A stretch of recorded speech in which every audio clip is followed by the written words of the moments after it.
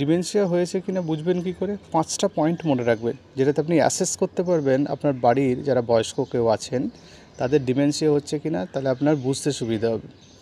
প্রথম কথা হচ্ছে, তারা রিপিটেডলি একই প্রশ্ন আপনাকে কিছু সময় পর পর জিজ্ঞেস করবেন, আপনি বিরক্ত হয়ে যাবেন।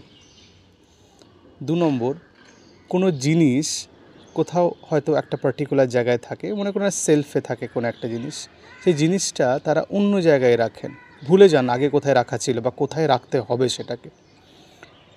3 নম্বর, কথা বলতে গিয়ে পার্টিকুলার ওয়ার্ড হারিয়ে ফেলেন, যে কোন ওয়ার্ডটা ইউজ করলে কথা বলতে বলতে সেই সেন্টেন্স বা বাক্যটি সম্পূর্ণ হবে সেটা তারা ভুলে যান।